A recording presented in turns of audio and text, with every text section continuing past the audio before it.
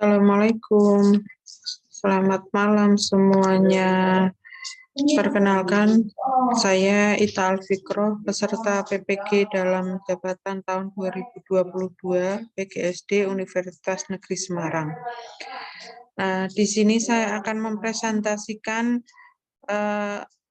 LK 1.1 yaitu identifikasi masalah. Nah, jenis permasalahan yang pertama yaitu ada pedagogik, literasi, dan numerisasi. Masalah yang diidentifikasi yang pertama ada kurangnya motivasi belajar siswa terhadap materi pembelajaran. Nah, berdasarkan hasil analisis yang saya lakukan, faktor penyebabnya yaitu kurangnya pemanfaatan media serta metode dalam pembelajaran, sehingga dirasa oleh siswa pembelajarannya kurang menarik.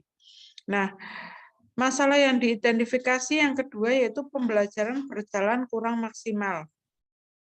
Nah, kurang maksimalnya pembelajaran ini berdasarkan analisis yang saya lakukan yaitu salah satu faktornya yaitu kurangnya kesiapan penggunaan media pembelajaran serta metode pembelajarannya. Serta kurang siapnya seorang guru dalam membuat perencanaan pembelajaran. Nah, yang ketiga masalah yang diidentifikasi yaitu rendahnya minat baca siswa. Nah, minat baca siswa ini dirasa masih rendah karena salah satu penyebabnya yaitu kurangnya pengelolaan buku-buku di perpustakaan. Mohon maaf karena di sini di SD yang saya sekarang mampu itu belum adanya pengelola perpus atau petugas perpus, sehingga perpustakaan tidak ada yang mengelola, tidak ada yang menata. Yang menata hanya kami para guru-guru yang notabene bukan dari jurusan perpustakaan, sehingga belum bisa semaksimal seperti pengelola perpustakaan yang sesungguhnya. Nah, selain itu,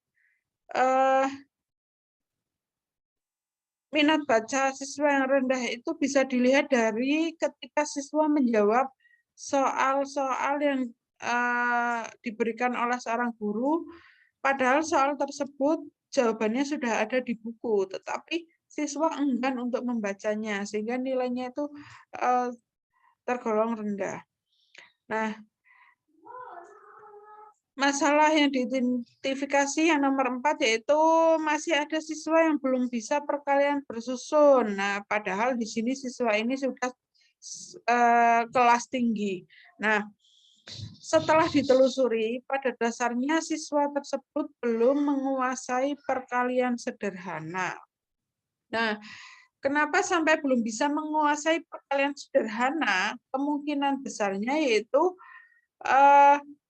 kurang juga memahami konsep dasar dari perkalian tersebut, sehingga untuk perkalian yang bersusun itu akan susah.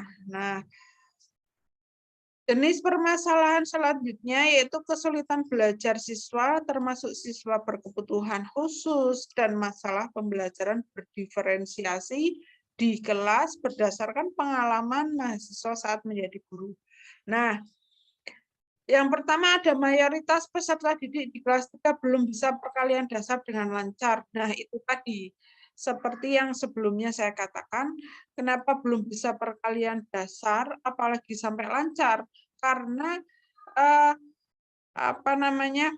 konsep dasarnya itu saja belum bisa memahami. Kemungkinan siswa masih terbalik pemahamannya atau juga cara menghitungnya yang memang siswa itu membutuhkan waktu yang agak lama, sehingga untuk bisa perkalian dasar dan lancar itu masih butuh waktu lagi untuk belajar. Nah, yang kedua ada kesulitan belajar pada anak yang berkebutuhan khusus. Nah, di sini dulu saya pernah waktu di SD sebelumnya saya pernah mendapat seorang siswa yang sebenarnya memang siswa tersebut tergolong pintar karena memang nilainya juga bagus-bagus, tetapi untuk nilai yang praktek-praktek, kita tidak bisa memberikan nilai yang bagus karena memang susah untuk mengikuti praktek yang di luar kelas, karena mohon maaf, anak ini, sebenarnya, cacat secara fisik, tidak bisa berjalan. Nah, sehingga untuk kegiatan-kegiatan di luar kelas, kita dulu belum mempunyai fasilitas untuk anak-anak inklusi, sehingga untuk kegiatan di luar kelas itu masih susah. Nah, untuk yang selanjutnya yaitu ada membangun relasi atau membangun hubungan dengan siswa dan orang tua siswa. Nah, di sini permasalahannya yaitu masih adanya siswa kelas 3 yang belum bisa membaca serta berhitung. Terus masih terdapat siswa yang tidak mengumpulkan tugas. Nah, kalau belum bisa membaca dan berhitung, setelah kami identifikasi masalahnya yang ada itu, ternyata siswa tersebut kurang perhatian dari orang tua. Orang tua kurang memperhatikan pendidikan anaknya. Para orang tua mengira bahwa anaknya sudah sekolah, itu nanti akan pandai dengan sendirinya, tidak perlu belajar di rumah. Nah, itu terkadang kurang pas, karena memang di sekolahan belajar hanya sebentar, tapi di rumah waktunya itu kan lebih lama, sehingga bisa menyisihkan sedikit waktu untuk belajar atau menanyakan kepada si anak tadi belajar apa atau ada tugas apa, itu terkadang susah dilakukan. Nah, di sini masih terdapat siswa yang tidak mengumpulkan tugas. Nah, ini terjadi pada waktu musim pandemi kemarin. Nah, anak-anak masih belum bisa mengumpulkan tugas secara maksimal ya, karena kami yang notabene di daerah atas, daerah pegunungan yang susah sinyal, terkadang ada, terkadang hilang. Nah, itu untuk pembelajaran menggunakan Zoom meeting atau menggunakan Google Meet itu atau Google Classroom itu kita masih belum bisa. Nah, sehingga kita memberikan tugas itu hanya lewat WA group. Nah, sedangkan WA tersebut ternyata banyak yang memberikan nomor HP orang tua. Nah, orang tua kebanyakan di sana para anak-anak itu ya bukan kebanyakan, tapi sebagian, masih ada sebagian yang hidup di rumah hanya bersama neneknya atau bersama simbahnya. Nah, itu para orang tuanya, bapak ibunya itu kerja di luar kota, HP dibawa orang tuanya. Ketika kita ada tugas, orang tuanya di sana sibuk, tidak memberitahukan yang di rumah kalau ternyata ada tugas. Nah, terkadang yang di rumah ada HP-nya juga, kendala lain itu masih ada. Lah, kita susah sinyal, kadang tidak tahu Bro kalau ada tugas.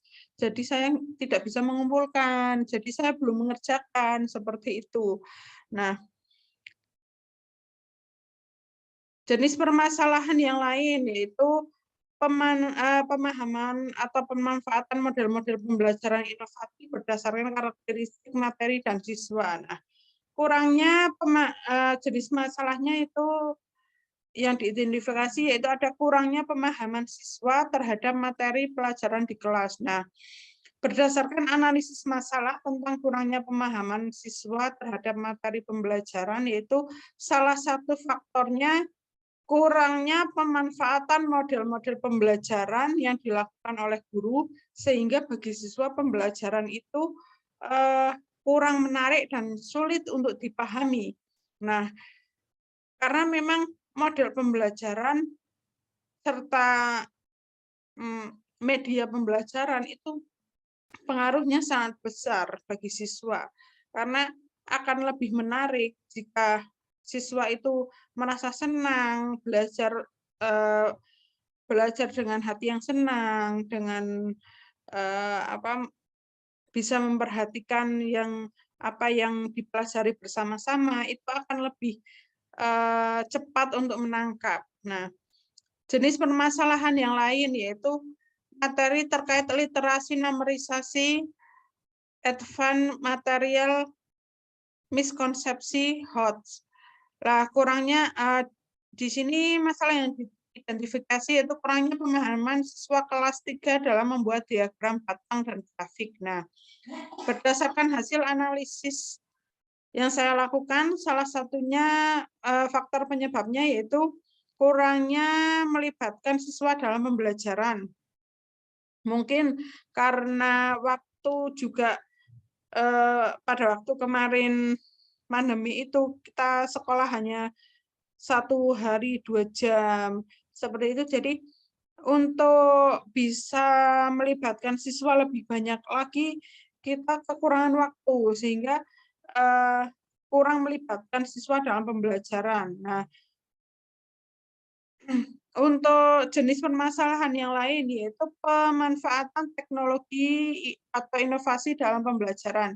Nah, masalah yang diidentifikasi yaitu guru masih belum mengoptimalkan pemanfaatan teknologi informasi dalam pembelajaran. Nah, di sini analisis identifikasi masalahnya yaitu guru jarang menggunakan aplikasi TK sebagai pendukung pembelajaran.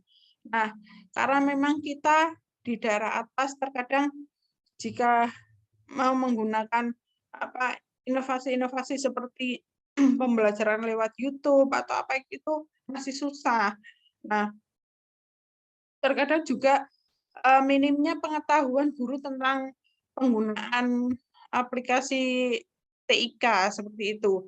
Nah, selain itu faktor lainnya yaitu masih monoton menggunakan buku sebagai satu-satunya sumber belajar. Terus contoh-contoh kaitan materi ajar dengan lingkungan hanya disampaikan secara lisan. Nah, terkadang karena memang belum memahami tentang pemanfaatan TIK, jadi guru hanya menonton menggunakan buku-buku materi saja, sehingga TIK itu belum bisa dimaksimalkan penggunaannya. Padahal secara